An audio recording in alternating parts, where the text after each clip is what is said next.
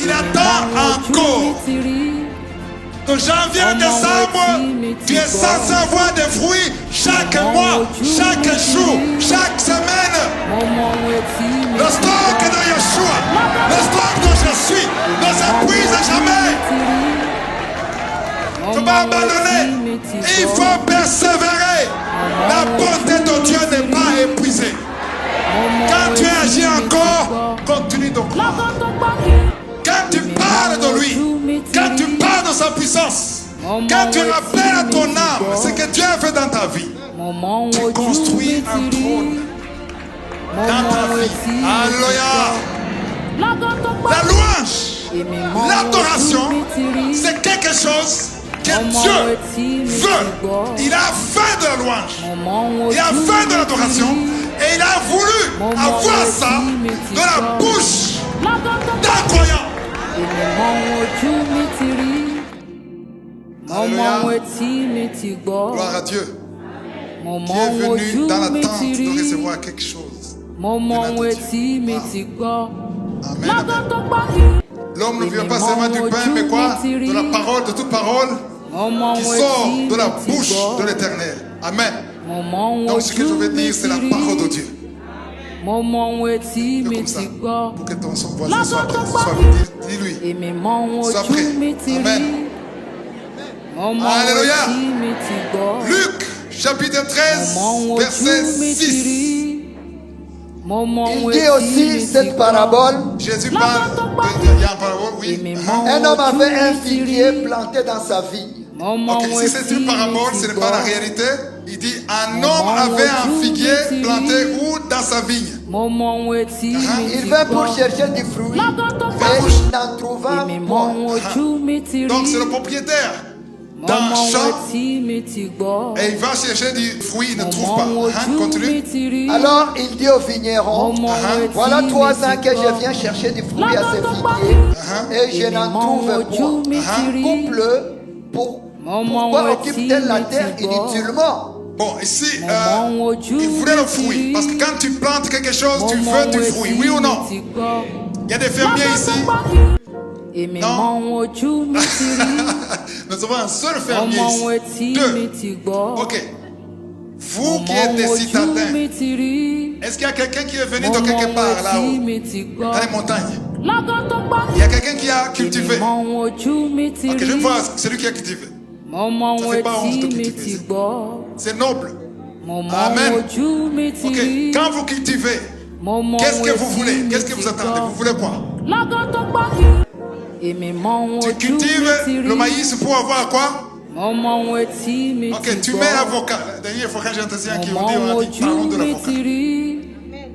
Amen, qui a dit amen. Parce que le figuier, qui a déjà vu un figuier ici? J'ai jamais vu, non, comme ça. Physiquement. Toi, française. En France, il y a des figues. En Turquie. Okay. Tunisie. Au Burundi, il n'y a pas de figuier. Alors, quand on parle de figuier, tu imagines un avocatier. Hein?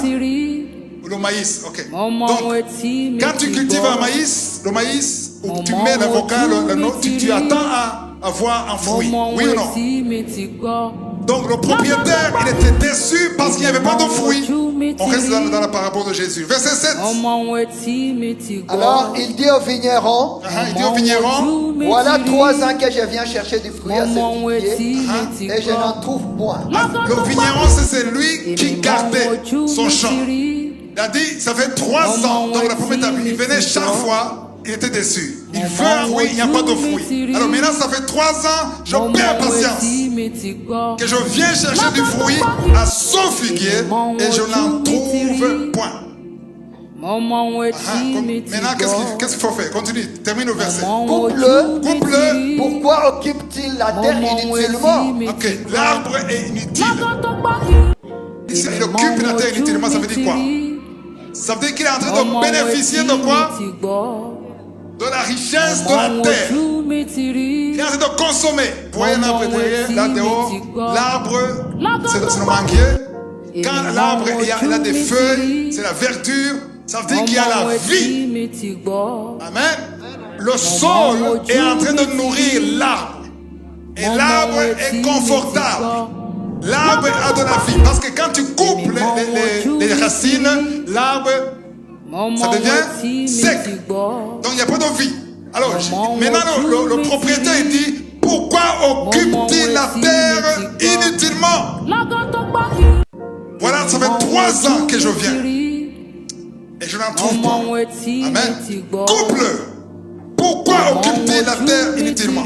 Alors maintenant, quand je parle de vigne, vigneron, fumier, on ne va pas comprendre. C'est quoi ça? Qu'est-ce qu'il nous raconte là? Alors maintenant, je vais faire le parallélisme. Le propriétaire, c'est Dieu le Père. Comment ça a été clair? Le vigneron, c'est Jésus. Le figuier, c'est toi, le chrétien. C'est toi l'arbre. Le fumier, c'est ce que je vous donne maintenant. C'est la parole de Dieu. Alléluia. Maintenant, ils vont comprendre. On recommence. Le verset 6. Il dit aussi cette parabole. Un homme. Il dit aussi cette parabole. Un homme avait un figuier planté dans sa vigne. C'est le père, le propriétaire. Il vint pour chercher du fruit. Et il n'en trouva point. Il n'en trouva point. Continue, verset 7. Alors il dit au vigneron, voilà 3 ans que je viens chercher du fruit à ce figuier. Le père parle au fils, ça fait 3 ans que je viens chercher du fruit à cet homme, à cette femme. Et je n'en trouve point. Je n'en trouvais point. Couple. Pourquoi occupe-t-il la terre inutilement? Alors il y a des chrétiens, il y a des hommes qui sont des chrétiens qui sont inutiles au ciel. Donc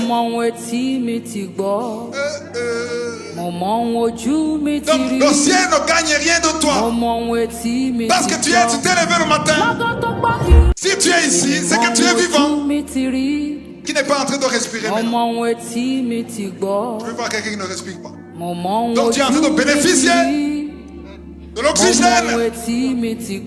Tu as mangé, même si tu n'as pas mangé aujourd'hui, hier au moins tu as mangé, ou avant-hier, mais je te vois que tu as mangé. Si ça faisait une semaine que tu ne manges pas, tu n'aurais pas ce corps là, ou ce sourire là. Donc tu bénéficies quelque chose venant de Dieu. Dieu t'a donné le sommeil, peut-être la nuit. Dieu t'a donné la nourriture à manger. Dieu t'a donné les habits. Il n'y a personne qui est nu. Personne n'est nu. Donc Dieu te donne tout ça. Il te donne la santé pour être ici. Il t'a donné les yeux pour me voir. Il t'a donné les oreilles pour entendre ce que je dis. Il t'a donné les jambes pour marcher si tu as marché. Alléluia. Il t'a donné le visage que tu as. Il t'a donné le corps que tu as. Il t'a donné les rêves que tu as. Alléluia. Tout ça Dieu t'a donné, mais il ne gagne rien de toi. Ce message est différent du premier. Alléluia. Parce que ce message c'est un miroir et tu vas tout voir. Parce qu'il dit, ça fait 3 ans. Maintenant, ici on parle de 3 ans. Si tu es dans le Seigneur pendant 10 ans, ça fait 10 ans. Ça fait peut-être 1 année. Ça fait 5 ans. Que je lui donne l'air qu'il respire. Que je lui donne la santé. Que je garde ses enfants. Que je garde sa famille. Inutilement. Qu'est-ce que je gagne? Verset 7. Tu as terminé. Verset 7. Verset 8. Le vigneron lui répondit. Le vigneron lui répondit. Seigneur, laisse-le encore cette année. Je creuserai tout autour. Et je mettrai du fumier. Le fumier, c'est ça que je te donne maintenant. Alléluia. Il est en train de creuser tout autour. Jésus, par le Saint-Esprit, est en train de creuser tout autour pour que Dieu le fumier afin de porter les fruits. Ah non. Il y a les fruits que le Seigneur veut. Verset 9. Verset 9. Peut-être à l'avenir. Peut-être. Dis peut-être. Quand Dieu dit peut-être, pourquoi? Parce qu'il a l'expérience qu'il y a beaucoup qui n'ont jamais donné de fruits. Ils sont même morts sans fruits. Peut-être à l'avenir. Il a donné un bonus de combien de temps? 1 année. Donc, la plupart des enfants de Dieu sont dans le bonus maintenant. La raison pour laquelle tu n'es pas mort, c'est que tu es dans le bonus.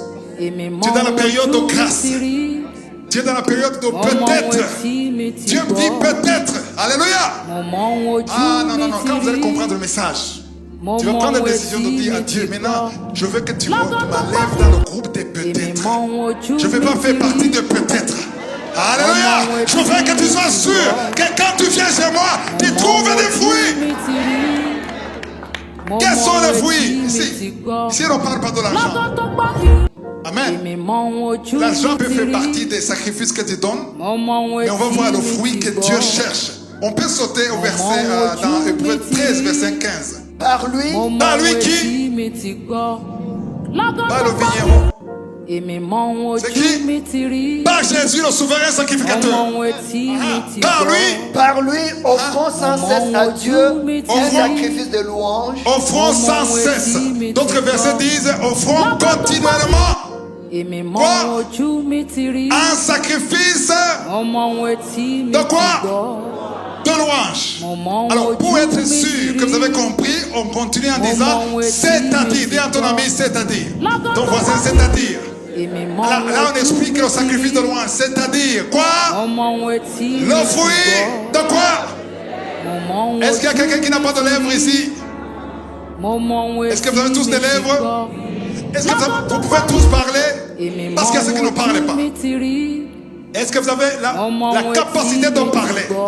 Est-ce que tu peux sortir la voix? Si tu peux parler, dis Amen. Donc vous êtes tous qualifiés. Plus d'excuses. Donc si tu as les lèvres et que tu peux parler, il te manque une chose. Si tu es sauvé, si tu as accepté Jésus dans ta vie, trois choses. Tu es un enfant de Dieu. Tu as accepté Jésus dans ta vie. Tu as les lèvres. Et il y a le son qui peut passer par les lèvres. Trois choses. Tu es qualifié pour accomplir Hébreux 13, 15. Wow. C'est-à-dire le fruit des lèvres qui confesse, dit confesse. Qui confesse son nom. Alléluia. Quand tu te lèves le matin, quand tu veux prier, tu n'as pas envie de prier. Amen. Va dans l'endroit où tu pries. Dans ton lieu secret. Un enfant de Dieu doit avoir son lieu secret. Va dans ton lieu secret. Amen. Va devant Dieu. Ouvre ta bouche. Parle de lui. Hey! Ne parle pas de tes dettes. Ne parle pas de tes échecs. Parle de lui. Parle de ce qu'il est. La chair ne veut pas. Ah non. Ismaël ne veut pas. Mais Isaac pousse. Tu vas parler parce que ton esprit veut parler. Alléluia. Voilà le fruit que le propriétaire du champ cherchait. Il n'a pas trouvé. On retourne alors. Dans Jean 15. Jean 15, verset 5. Je suis le seul, vous êtes le sarment. Celui qui demeure en moi et en qui je demeure porte beaucoup de fruits. Je suis le cep. Le cep, c'est un peu compliqué, c'est le tronc. C'est le tronc qui retient les branches. Donc, Jésus est le cep ou le tronc et nous sommes les sarments ou les branches, oui ou non? Alors, c'est lui qui demeure en qui? En Jésus et en qui Jésus demeure. Toi, tu demeures en Jésus. Et Jésus demeure en toi, ça veut dire que tu portes pas seulement les fruits, beaucoup de fruits. Alléluia. Car sans Jésus, tu ne peux rien faire.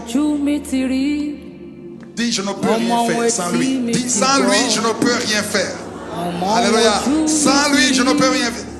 À haute voix. Sans lui, je ne peux rien faire. Alléluia. Gloire à Dieu. Sans Jésus, tu ne peux pas vivre. Amen. Il faut que tu te distingues. Sans Jésus, tu ne peux pas vivre. Sans lui, tu ne peux pas prier. Sans lui, tu ne peux pas avancer. Sans lui, tu ne peux pas aller au ciel. Sans lui, tu ne peux rien faire. Sans lui, je ne peux pas venir ici prêcher. Alléluia. S'il y a des milliers qui sont en train d'être sauvés, comment est-ce que moi je peux prêcher? Je ne peux pas prêcher. Je serai mort déjà. Amen. C'est lui qui te permet de prêcher. C'est lui qui te permet de vivre. C'est lui qui te permet de continuer le chemin. Alléluia. Alléluia. Donc maintenant, le vigneron, c'est qui on a compris? C'est qui le vigneron? Jésus, c'est le vigneron. Toi, tu es le figuier. Et le fumier, c'est qui? C'est la parole. Le propriétaire, c'est qui? Alléluia. Donc, maintenant, On retourne dans Luc 13. Amen.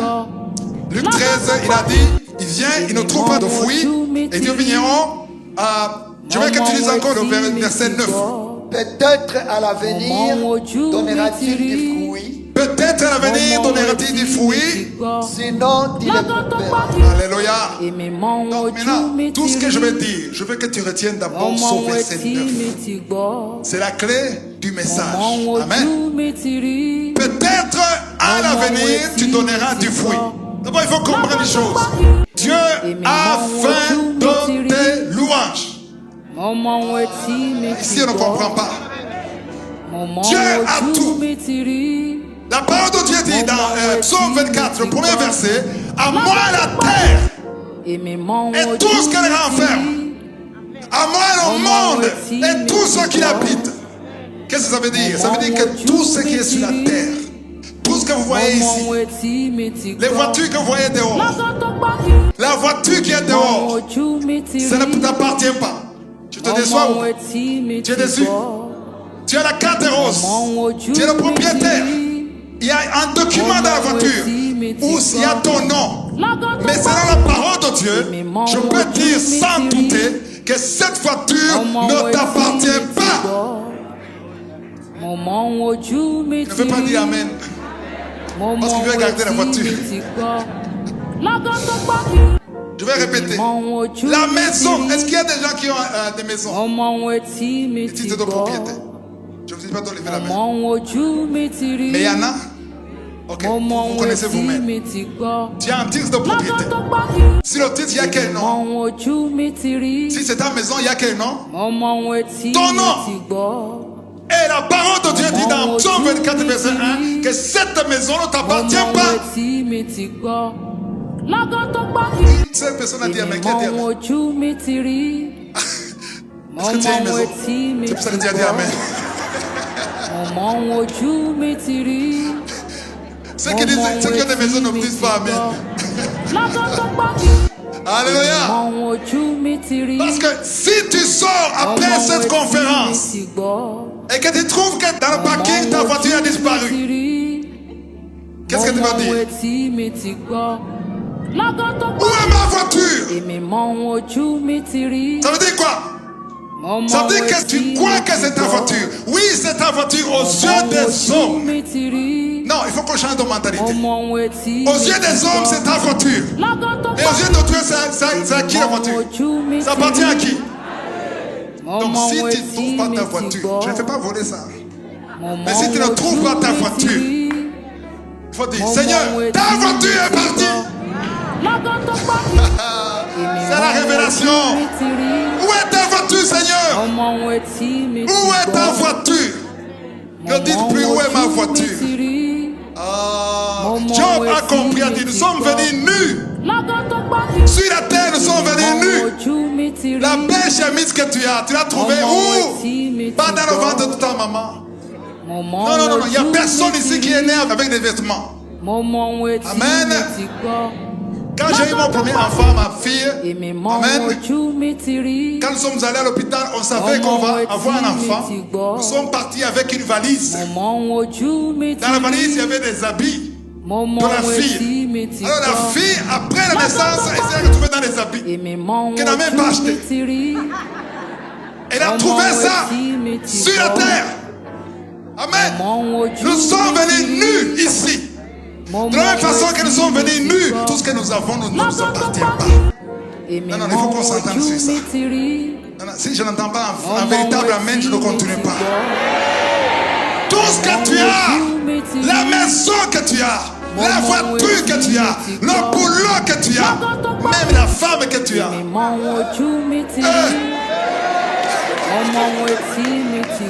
Ton enfant n'est pas ton enfant. Ton fils n'est pas ton fils. Ton mari n'est pas ton mari. Ta femme n'est pas ta femme. Tout appartient à je suis. Parce qu'il peut prendre ça quand il veut. Tu ne peux pas discuter avec lui.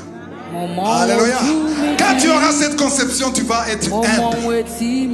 Amen. Tu vas pas dire non. Il faut qu'il voie cette voiture. Je veux que tout le monde voie ça. Pour ta gloire ou pour la gloire de Dieu. C'est la question. Est-ce que tu veux créer des conversations qui montrent comment Dieu bénit? Est-ce que tu veux que Dieu soit glorifié ou bien que tu sois glorifié? Bien sûr, je veux que ce soit Dieu voit ton cœur. Quand même, dans le miroir, tu penses à qui? Moi-même. Quand tu es dans le miroir, quand tu travailles ton corps, quand tu travailles tes cheveux, quand tu changes de robe tout le temps, pendant une heure, tu changes 5 robes, tu penses à quoi? À la gloire de Dieu. À qui? Aux cieux des sons. La parole de Dieu que tout ce que vous faites, soit en mangeant, soit en buvant, tout ce que vous faites, faites-le pour la gloire. C'est difficile d'être humble quand tu penses à ce que les gens vont penser de toi. Quand dira-t-on, il faut tuer ça. Alléluia. Donc tout appartient à Dieu. Les choses que tu vois, les choses visibles, les choses invisibles appartiennent à Dieu. Alléluia. Quand tu pries pour ton enfant, prie en disant Dieu, ça c'est ton don. C'est le cadeau que tu m'as donné. Tu as fait de moi le gérant de cet enfant. Alléluia. Parce que quand Dieu veut prendre quelque chose, il ne demande pas l'autorisation. Il prend ce qu'il veut, quand il veut, et comment il veut. Alléluia. Donc quand tu vois les belles choses que Dieu t'a données, tu es fier de ton mari, tu es fier de ta femme, tu es fier de tes enfants. Alléluia. Alléluia. Quand tu es fier de tes enfants qui sont intelligents, qui sont polis, qui respectent Dieu, qui sont pieux, va devant Dieu, ouvre la bouche, donne un sacrifice de louange, action de grâce.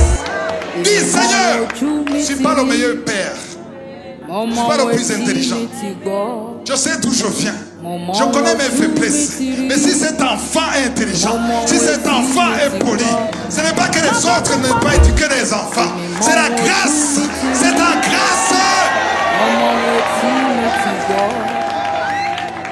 Tu chantes, tout le monde est rempli du Saint-Esprit. Il y a des musiciens qui chantent, qui ont une très mauvaise voix, mais les gens sont remplis et bénis. La voix que mais les gens sont remplis. Tu te demandes comment est-ce que les gens aiment ça. Il n'a même pas une belle voix, mais il a la grâce de Dieu. Il est humble et Dieu agit à travers lui. Je vais te dire une chose, quand Dieu veut se manifester, il n'a pas besoin de ta voix, il n'a pas besoin de ton intelligence, il a besoin de ton obéissance. À travers ton obéissance, Dieu fera de grandes choses. Il y a des prières que tu pries qui ne seront jamais exaucées. Je sais qu'il n'y a pas amen.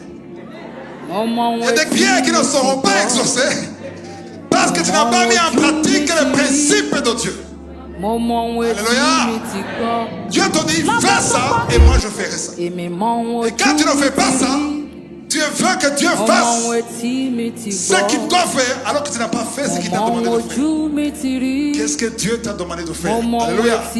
Voilà pourquoi la parole de Dieu dit Dieu se manifeste à travers l'humilité. Amen. Dieu se manifeste. Il résiste à qui? À l'orgueilleux. Dieu résiste aux orgueilleux et il fait grâce aux humbles. En fait, il y a beaucoup d'enseignements sur YouTube que j'ai enseigné sur l'humilité. L'humilité, ce n'est pas marcher comme ça. C'est pas ça. L'humilité, ce n'est pas la démarche. L'humilité, ce n'est pas la façon dont tu parles. L'humilité, c'est être sous la puissante main de Dieu. Reconnaître que tu n'es rien. J'aime beaucoup ce verset. Sans moi, vous ne pouvez rien faire. Amen. C'est par la grâce de Dieu que je fais tout ce que je fais. La grâce de Dieu, c'est la puissance de Dieu qui te permet de faire ce que toi, tu ne peux pas faire de toi-même. Alléluia. Donc, le chef, le propriétaire du champ, amen. Le propriétaire, il allait couper l'arbre, le figuier, parce qu'il ne produit rien. Parce que lui ne peut pas manger les feuilles. Est-ce qu'il y a des gens qui mangent les feuilles? Amen. Il faut des fruits. Quand tu plantes un avocatier, tu veux des avocats. Quand il n'y a pas d'avocat, l'arbre il est inutile, il faut couper. Alors, il y a, le vigneron a dit, attendons, donne-lui un peu de temps, une année de bonus. Sinon, tu le couperas. Alléluia. Je vous ai donné la révélation que j'ai eue au verset 9. Le verset 9 dit, peut-être à l'avenir donnera-t-il du fruit. Pourquoi est-ce que Dieu ne te coupe pas? Ne te tue pas. Pourquoi? Parce que là, il attend. Le titre de l'enseignement c'est il attend encore. Il attend encore. Et sa patience a des limites. Amen. Et le verset 9 dit peut-être à l'avenir. Et quand j'ai compris le verset 9, j'ai dit à Dieu, mais c'est maintenant, s'il y a peut-être, tu attends du fruit. Et quand j'ai compris le Hébreu 13, 15, alléluia. Hébreu 13, 15, c'est l'un des versets préférés qui ont changé ma vie en 2009. Quand j'ai compris le pouvoir de l'adoration. Et aussi, psaume 22, verset 3, qui dit que Dieu l'éternel siège au milieu des louanges. Vous comprenez ça? Siéger, vous comprenez ça? C'est quoi? Il siège. En anglais, on dit que c'est un trône. Il y a le trône de Dieu. Et le trône de Dieu devient quoi? Devient la louange, l'adoration. Quand tu adores Dieu, quand tu parles de lui, quand tu parles de sa puissance, quand tu rappelles à ton âme ce que Dieu a fait dans ta vie, tu sais ce que tu fais? Tu sais ce que tu fais? C'est pas seulement la gratitude. Tu construis un trône dans ta vie. Alléluia. Chaque matin, quand tu adores Dieu, tu entretiens ton trône. Parce que Dieu cherche un trône là où il veut siéger, là où il veut s'asseoir, là où il veut rester. Parce que quand j'ai compris ça, j'ai dit Seigneur, je veux effacer le verset 9 dans ma vie. Je ne veux pas le peut-être. Voilà, le peut-être. Je ne veux pas de peut-être. Je veux que tu sois fier de moi. Alléluia. Je veux que tu ajoutes mon nom sur la liste. Alléluia. Des enfants qui savent adorer. De ce qui est le fruit. Parce que quand Dieu vient et qu'il ne trouve pas de ce fruit, il est déçu. Voilà pourquoi il voulait couper. Parce qu'il est déçu. Je disais que Dieu a tout. Psaume 24, le premier verset. Tout ce qui est sur la terre appartient à Dieu. Amen. Qu'est-ce que tu peux donner à Dieu? Tu ne peux pas donner à Dieu de l'argent. Tu peux honorer Dieu. Tu peux honorer l'œuvre de Dieu. Quand tu donnes l'argent, c'est pour honorer Dieu. Mais tu ne donnes pas à Dieu. Parce que tu ne peux pas me donner quelque chose qui m'appartient. Alléluia. Si je te prête son téléphone, je te prête mon téléphone et demain tu vas me le remettre à 11h parce que tu as besoin de l'utiliser. Et tu vas l'utiliser. Et à 11h tu viens chez moi, tu frappes. Tu dis, j'ai un cadeau pour toi. Tu mets dans un emballage cadeau. Je crois que c'est mon cadeau. J'ouvre, je déballe, je trouve mon téléphone tel que je te l'ai donné. Qu'est-ce que je veux dire? Attends, tu donnes à qui? Mais c'est mon téléphone. Mais il y a un emballage cadeau quand même. Sois reconnaissant quand même.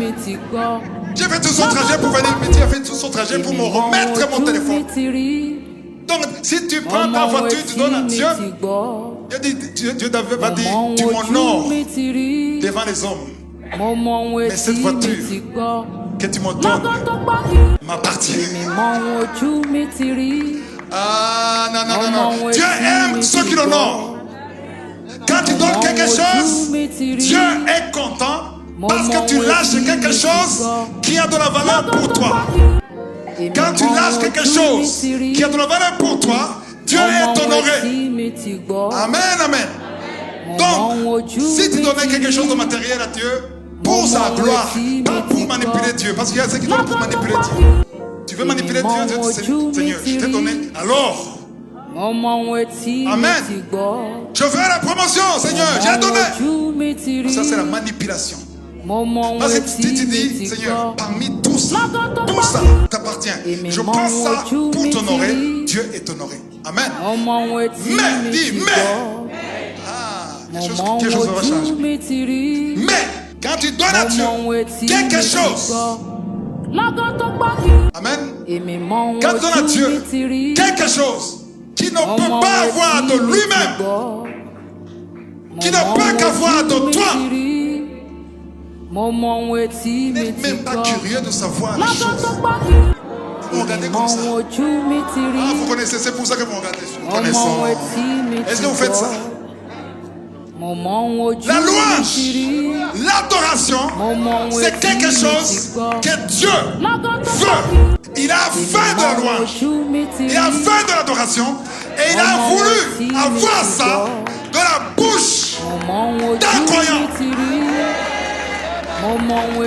Un croyant qui donne la louange à Dieu satisfait tout son cœur. Quand tu veux toucher Dieu, donne ce qu'il veut de toi. La première chose qu'il veut, c'est le fruit de louange qui sort de ta bouche. Si tu ne faisais pas ça, ça veut dire qu'il attendait. Amen. Il attendait encore. Et maintenant, le Saint-Esprit est en train de creuser tout autour de toi. Il est en train de mettre le fumier à travers ma bouche maintenant.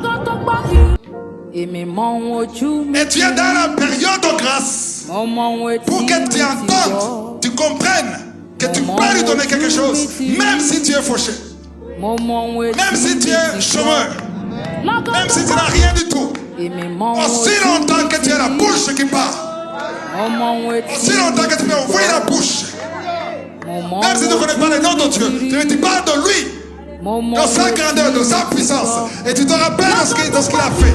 Ça, c'est un fruit que Dieu mange. Wow, sur YouTube, il y a un enseignement que j'ai mis sur YouTube. Le titre, c'est la nourriture de Dieu. Moi, j'ai cherché sur YouTube, sur ma chaîne. Amen. Là, je suis allé en profondeur. Amen. Marc chapitre 11, verset 12.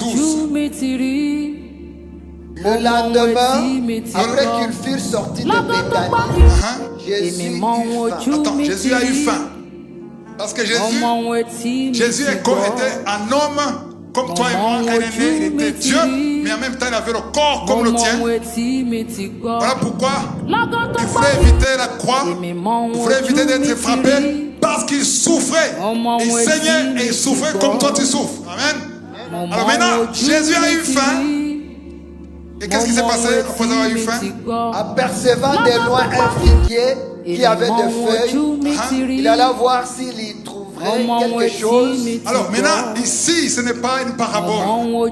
C'est quelque chose qui s'est passé, mais il y avait un enseignement derrière. Amen. Alléluia. À cette époque, Jésus a eu faim, la faim d'ici. Amen, comme toi. Mais la faim qu'il a eue, c'était un message d'aujourd'hui. Parce que Dieu aujourd'hui a faim de tes louanges, de tes sacrifices, de ta sanctification. Alléluia. Et quand il a eu faim, il a aperçu de loin un figuier. Le figuier, je t'ai dit que c'est vous, c'est nos chrétiens. Alléluia. Et qui avait des feuilles, et il allait voir il allait voir quoi? S'il trouvait. Vous ne comprenez pas. Il est allé voir si, donc c'était peut-être. Amen. Les peut-êtreurs et les peut-êtreuses. Je veux que vous quittiez le peut-être aujourd'hui. Quittez le camp des peut-être. Alléluia. Alléluia. Et allez dans le camp des sûrement. Sûrement, je suis là, Seigneur. Je suis ici. Ah, non, non, non. Si tu as bien compris le message, quand tu sors ici, tu ne seras plus une peut-être-euse ou un peut-être-eur, mais tu seras suremeur.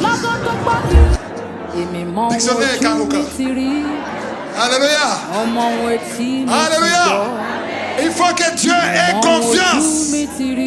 Si Dieu parlait à Job, il se vantait. Il disait à Satan, regarde mon serviteur. Alléluia. Je veux que Dieu soit fier L'église, j'ai quelqu'un. Là-bas, dans cette ville, j'ai au moins une personne sur qui je peux compter. Alléluia. Il avait confiance en Abraham.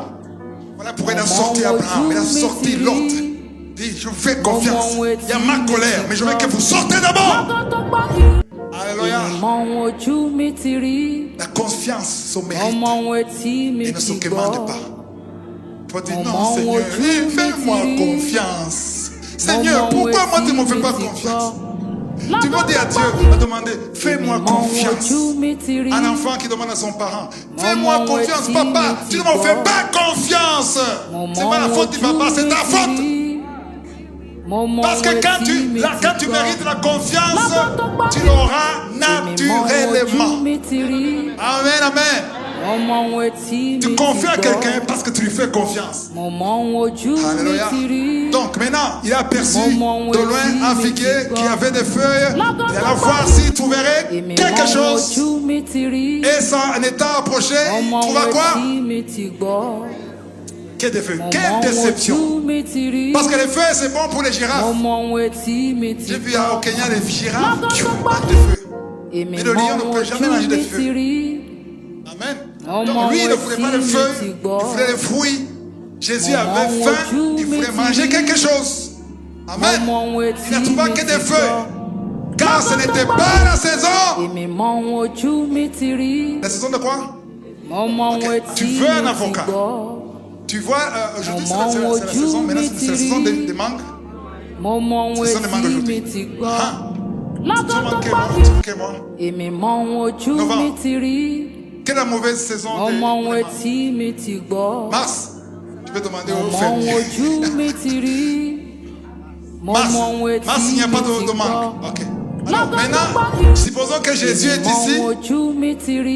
Au mois de mars, il voit un manguier. Il a faim. Et il veut manger une mangue. Et il fait quoi? Il s'approche en disant peut-être. Il va trouver. Qu'est-ce qui va se passer? Quand il trouve, il va trouver quoi? Quand il arrive, il va trouver quoi? Que de feuilles. Est-ce que c'est la faute du manguier? Donc si c'est la faute, c'est pas la faute du manguier, ça veut dire quoi? Ça veut dire que c'est pas sa faute. Jésus va être raisonnable. Il va dire, pauvre manguier, au moins tu es gentil, mais c'est pas ta faute. Donc, c'est pas ta faute. Je continue, je vais chercher ailleurs. Est-ce que c'est ce que Jésus a fait? Qu'est-ce qu'il a fait? Verset 14. Prenez alors la parole. Il lui dit. En fait, pasteur, tu ne parles pas comme quelqu'un qui est déçu. Tu as faim. Prenez alors la parole. Il lui dit que jamais personne ne mange de ton fruit. Parce que j'ai faim. Ses disciples l'entendirent, ce qu'on n'a pas dit ici. Les disciples étaient contrariés. Ils disaient, Jésus, même, c'est pas sa faute. C'est pas la saison. Pourquoi il s'enflamme? On croyait que Jésus est juste. On croyait qu'il était juste, mais pourquoi il est en colère contre un figuier? Ce n'est pas sa faute. Ça veut dire quoi? Qu'est-ce que ça veut dire ce message? Ça veut dire qu'on ne parle pas ici des figuiers, on parle de toi. Oh non, t'as pas compris. Il ne s'agit pas de figuier, il s'agit de toi. Parce que le figuier c'est toi.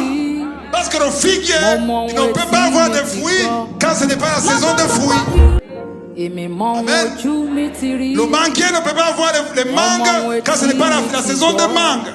L'avocatier ne peut pas avoir des avocats quand ce n'est pas la saison des avocats. Oui ou non? Mais le figuier chrétien, toi, de janvier à décembre, tu es censé avoir des fruits chaque mois, chaque jour, chaque semaine.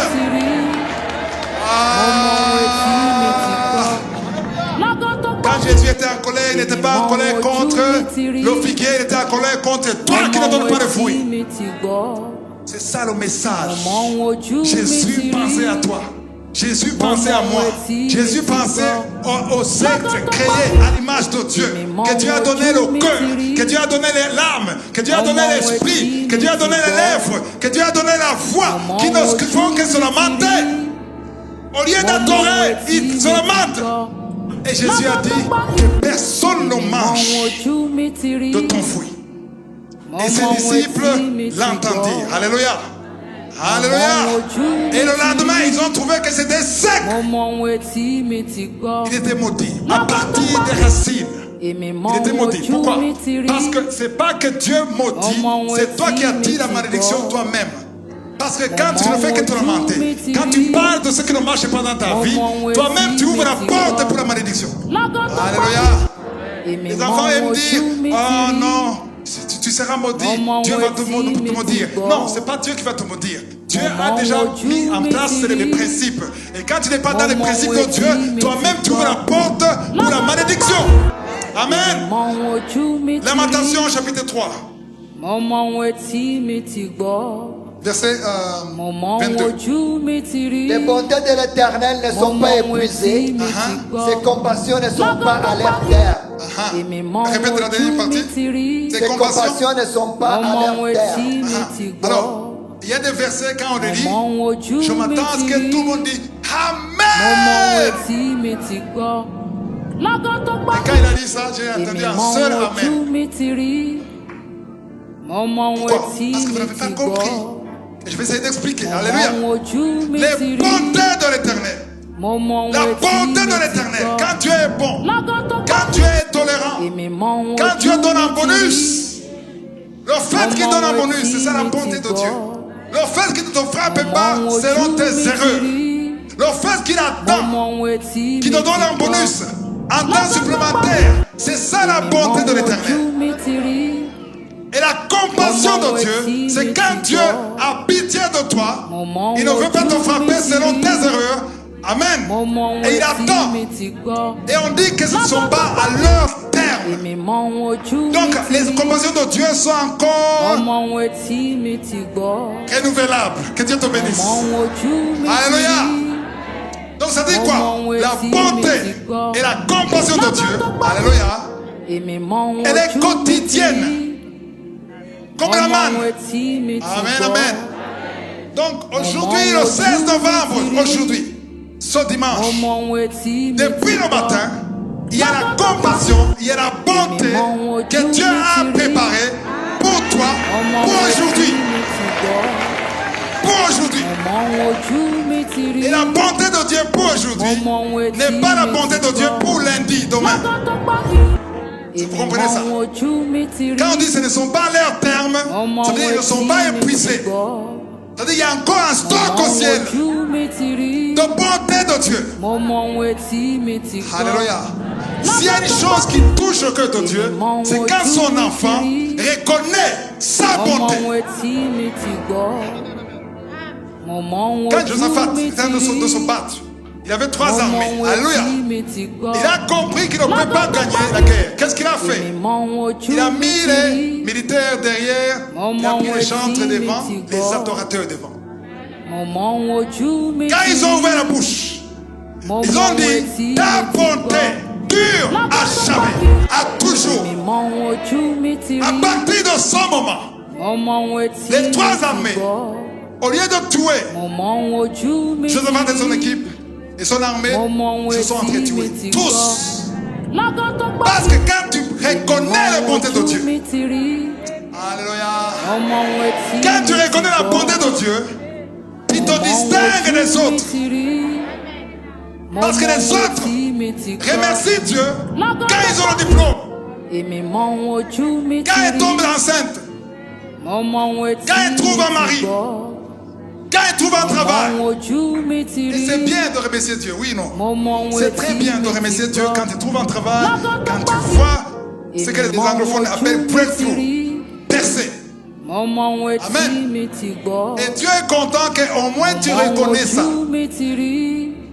Mais tu n'impressionnes pas Dieu. Dieu est content, mais tu ne l'impressionnes pas. Tu sais pourquoi? Parce que ce que tu fais, même les païens le font. Les païens, ils disent, mon enfant a un diplôme. Oh, gloire à Dieu. Le voleur a volé, on ne l'a pas attrapé. Gloire à Dieu. Une stérile qui ne connaît pas Jésus, il a un enfant. Gloire à Dieu. Et tu es comme eux. Et Dieu est content. Mais Dieu veut que tu te distingues. Que tu montes à un autre niveau. Alléluia. C'est bien de remercier pour les choses matérielles, mais il faut dépasser ça. Il faut voir la face de Dieu. Ne garde pas tes yeux sur sa main. Garde tes yeux sur sa face. Vois sa bonté. Vois son caractère. Vois son amour inconditionnel. Dis Seigneur, il n'y a personne comme toi. David, quand il priait dans les psaumes, il dit, regardez ici, pas là-bas, regardez ici. David dit, tu ne me frappes pas selon mes transgressions. Aïe, aïe, aïe. S'il fallait que tu me frappes, je ne serais pas vivant aujourd'hui. Je reconnais que si je vis aujourd'hui, ce n'est pas que je suis le meilleur. Ce n'est pas que je suis spirituel. C'est parce que tu as eu ta bonté s'est manifestée. C'est parce que tu as eu pitié de moi. C'est parce que tu as été bon. Les bontés de l'Éternel ne sont pas épuisées. Oh. Quand tu te lamentes, c'est comme si tu disais Seigneur, désolé, tu avais la bonté, mais c'est fini. Tu n'as plus de stock. Alors, maintenant, tu te demandes, quand même, il fallait me donner avant que ça s'épuise. Même s'il a donné aux autres, ta part. Le stock de Yeshua, le stock que je suis, ne s'épuise jamais. Alléluia. J'aime dire, quand les autres sont bénis, c'est une preuve que la bénédiction de Dieu fonctionne encore. La main de Dieu bouge encore. Ne sois pas jaloux, jalouse. Sois convaincu que s'il fait ça pour les autres, il le fera pour toi. C'est question de temps. C'est question de temps. Quand tu vas chez le médecin, amen. Les mamans qui vont chez le gynécologue, tu dois trouver 20 personnes. Tu es numéro 42. 60 femmes sont là, attendent. Il fait chaud. Et le docteur n'est pas là. Il fait la sieste de quelque part, chez lui. Et tout le monde regarde les montres. Amen. Alléluia. Les papas qui sont ici, vous accompagnez les mamans. Vous les accompagnez, vous allez découvrir des choses. Quand tu accompagnes la maman, tu es en Afrique, tu vas trouver que tu es le seul papa ou les deux papas.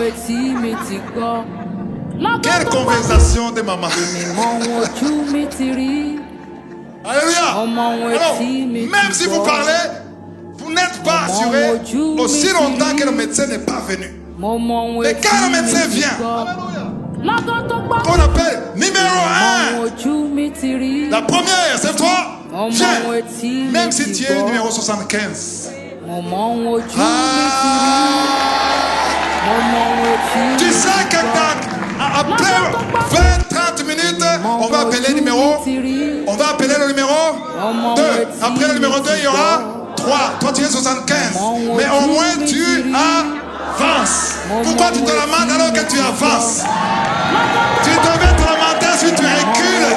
Mais tu avances et tu te lamentes. Quand il y a le numéro 4, tu es numéro 71. Quand il y a le numéro 5, tu es numéro 70. On a des milliers de femmes qui ont conçu dans Kanguka. Si tu n'as pas encore conçu, mets-toi dans la tête qu'il y a des milliers qui ont avancé. Donc tu étais censé avancer, mais par tes lamentations, tu as reculé. Donc il ne faut pas regretter. Il ne faut pas abandonner. Il faut persévérer. Parce que Dieu, la bonté de Dieu n'est pas épuisée. Quand tu agis encore, continue de croire. Alléluia. Ces compassions ne sont pas à leur terme. La bonté de l'Éternel n'est pas épuisée. Ah non. Ça serait dommage si dans Kanguka, il n'y a aucun témoignage. On remet toujours les anciens témoignages. Il n'y a personne qui conçoit. Il n'y a qu'une femme qui conçoit. Il n'y a personne qui est guéri du sida. Il n'y a personne qui est guéri du cancer. Là, on va te dire, c'est épuisé. Mais s'il y en a encore de nouveaux, ça veut dire que Dieu agit. Il continue d'agir. S'il agit, saute dans le camion. Alléluia. Reste avec les autres. Sois dans le champ de bataille. Chant de grâce, chant de bénédiction. Verset 23, verset 23. Et se renouvelle chaque matin. Hey! Oh, quelle ta fidélité! J'aime beaucoup chaque matin. La bonté de ce soir, elle va terminer à minuit. À minuit, il y aura une autre bonté de lundi. Alléluia! Si ça n'a pas marché pour toi ce soir, il y a une date au ciel. Il y a une étiquette que Dieu a préparée. Là, je connais ton jour. Le temps de Dieu est préparé. Alléluia. Le fait de rester dans la louange tous les jours, sans te lamenter, tu dois être sûr à 1000% que tu es en train d'avancer. Même si tu ne vois rien. Même si personne ne te regarde, même s'il n'y a aucun signe d'attention, le fait que tu ne te lamentes pas, que tu loues chaque jour, que tu donnes son fruit de louange chaque jour, la bonté de Dieu se renouvelle chaque matin. Si tu comprends ça, tu vas prier tous les jours. Tu vas prier dimanche. Et tu pries mercredi. Non, non, non. Tu vas adorer. Je ne t'ai pas prié. Tu vas adorer. Alléluia. Parfois, quand je n'ai pas envie de prier, je dis, je n'ai pas envie de prier, mais je dois adorer. Parce que c'est ma vie. Si je respire pour vivre, j'adore pour rester dans le temps de Dieu. Alléluia. Je veux rester dans la volonté parfaite de Dieu. Parce que sa bonté fait quoi? Se renouvelle chaque jour. Dis chaque jour. Chaque matin. J'aime beaucoup ce chaque matin. Alléluia. Parce que pourquoi le matin? Parce que la journée commence le matin. Il y a des anges de Dieu qui agissent depuis le matin. J'ai enseigné les 8 faits. Qui a écouté cet enseignement? Les 8 faits de la prière. Si tu n'as pas écouté ça, il faut aller sur YouTube. Amen. Il y a des anges qui agissent dans la 4e veille. 3h du matin à 6h du matin. Alléluia. Voilà pourquoi il faut se lever le matin. Jésus se levait le matin.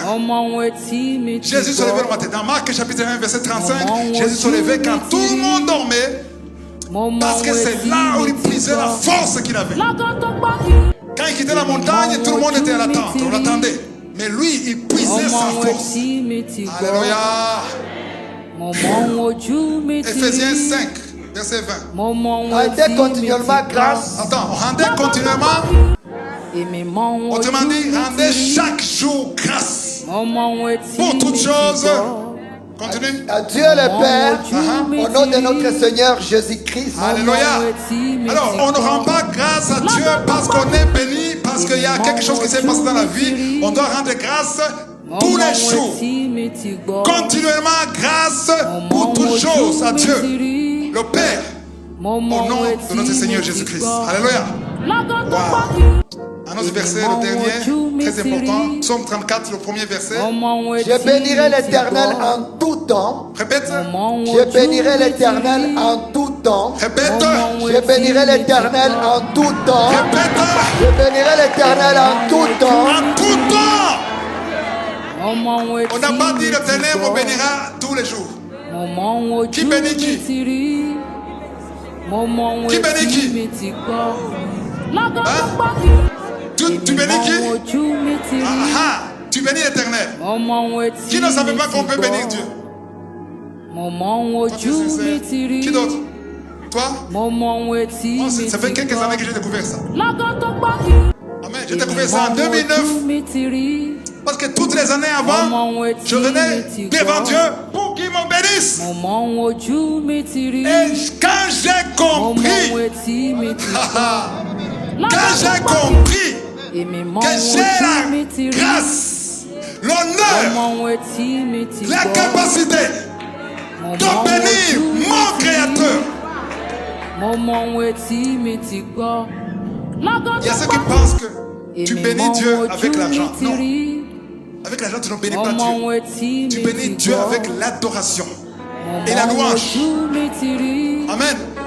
Quand j'ai compris ça, c'est quand j'ai lu l'histoire de la femme samaritaine et Jésus. Amen. Quand il a dit, l'heure est arrivée où les vrais adorateurs adoreront le Père en esprit et en vérité. La dernière partie qui m'a ouvert les yeux, qui m'a dévoilé, qui dit, ce sont là les adorateurs que le Père cherche. Le Père te cherche.